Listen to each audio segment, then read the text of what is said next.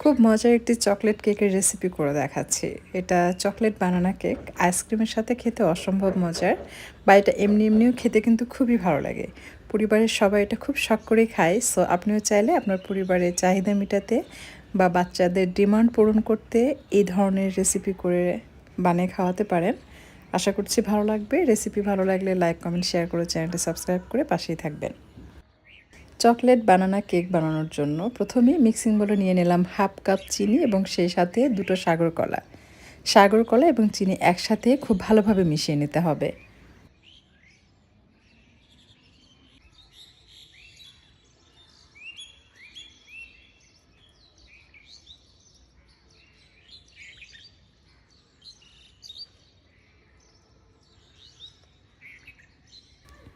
মিশানো হয়ে গেলে দিয়ে দিচ্ছি ডিম।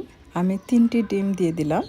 এটা কিন্তু ফ্রিজ থেকে 1 ঘন্টা আগে বের করে রেখেছিলাম, সেটা অ্যাড করেছে। আর দিয়ে দিলাম চকলেট এমালশন, এটা 1 চা চামচের মতো। এরপর সব কিছু খুব ভালোভাবে মিশিয়ে নিয়েছে। আপনারা চাইলে এটা ব্লেন্ডারে ব্লেন্ড করতে পারবেন, অথবা আপনারা কিন্তু এটা ইলেকট্রিক বিটার দিয়ে বেট করতে পারবেন। ময়দা দিয়েছি 1 কাপের একটু কম এবং 3 টেবিল চামচের মতো কোকো পাউডার দিলাম। আর সেই সাথে দিয়ে দিচ্ছি দালচিনির গুঁড়া। এটা আপনার হাফ 1 চা চামচ বা তার থেকে একটু বেশি হতে পারে। এরপর সব কিছু খুব ভালোভাবে মিশিয়ে নিচ্ছে। আর বাটারটা গলানোর জন্য আমি এখানে গরম দুধ দিলাম। দুধ রয়েছে 4 টেবিল চামচের মতো এবং বাটার নিয়েছি 3 টেবিল চামচের মতো। ফুটন্ত গরম দুধের সাথে বাটার মিক্সগুলো দ্রুত গলে যায়, বাট আমি যে দুধ অ্যাড করেছি এটা মোটামুটি গরম ছিল, তাই পুরোপুরি গলেনি। বাট এটা মিক্স করলে মিশে যাবে আর কি, কারণ বাটার একদম সফট হয়ে এসছে। আর সেই সাথে অ্যাড করছি বেকিং সোডা। গরম দুধের উপরে বা গরম পানির সাথে বেকিং সোডা অ্যাড করলে সাথে সাথে অ্যাক্টিভ হয়। কেউ চাইলে বেকিং সোডার পরিবর্তে বেকিং পাউডার এখানে অ্যাড করতে পারবেন, তবে সেক্ষেত্রে 1 চা চামচ দেওয়া যাবে। বেকিং সোডা কিন্তু 1 চা চামচের বেশি দেওয়া যাবে না, সেটা কিন্তু খেতে ভালো লাগবে না। একদম সমান করে 1 চা চামচ নেবেন। যে মোল্ডে বেক করবেন প্রথমেই সেই মোল্ডে তেল অথবা বাটার এভাবে সুন্দরভাবে ছড়িয়ে ছিটিয়ে লাগিয়ে নেবেন।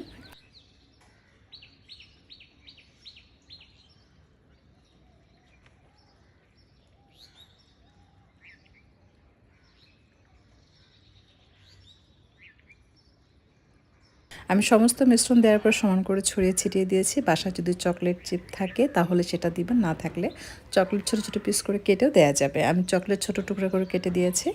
আর দিয়ে দিচ্ছি কলা। টোটাল এই কেক তৈরি করতে আমার কিন্তু কলা লেগেছে 3টি। প্রথমে 2টো কলা মিক্স করেছি, আর এই পর্যায়ে একটা কলাকে 3 পিস করে কেটে সেটা উপরে দিয়ে দিচ্ছি। এতে করে দেখতে অনেক অ্যাট্রাকটিভ লাগে, আবার খেতেও ভালো লাগে। এখন হালকা হাতে এটাকে ট্যাপ করে আমি ইলেকট্রিক ওভেনে মাঝের তাকে 180 ডিগ্রি সেলসিয়াস তাপমাত্রায় 35 অথবা 30 মিনিট এরকম সময়ের জন্য বেক করব। আসলে ওভেন এক একজনের এক এক রকম, সেক্ষেত্রে সময় 5 মিনিট বা 5-7 মিনিট এদিক ওদিক লাগতে পারে। প্রথমে ওভেনটাকে 5-7 মিনিট আগে গরম করে নেবেন, তারপর বেক করবেন।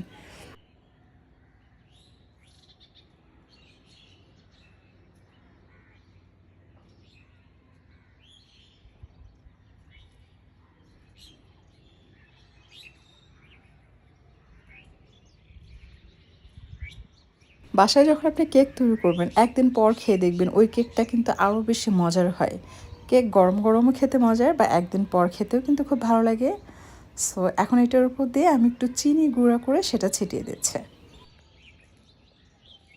এটা পিস পিস করে কেটে ভ্যানিলা আইসক্রিম বা চকলেট আইসক্রিমের সাথে পরিবেশন করতে পারবেন, খুবই মজা লাগে। এটা এমনিও কিন্তু খেতে মজার, আপনি যেভাবেই পরিবেশন করেন না কেন সেভাবেই ভালো লাগবে।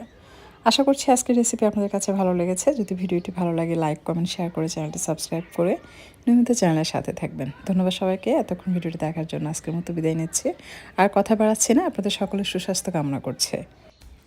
কখনো কি আপনাদের এমন হয়েছে যে বানানা কেক বানিয়েছেন কিন্তু আপনার কাছে ভালো লাগেনি বা আপনার মনের মতো হয়নি? তো এরকম যদি হয়ে থাকে তাহলে আমি বলবো আমার এই চকলেট বানানা কেকটা আপনি অবশ্যই একবার বানিয়ে দেখবেন।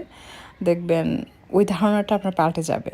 আপনার কাছে মনে হবে আসলে একই জিনিস, মজারও হয়, আবার অনেক সময় ততটা ভালোও লাগে না। এটা রিজন হচ্ছে রেসিপিতে যদি সব কিছু ঠিকঠাকভাবে অ্যাড করা যায় তাহলে যে কোনো খাবার বা যে কোনো রেসিপি ফলো করে রান্না করলে সেটা বহুগুণে মজা হবে।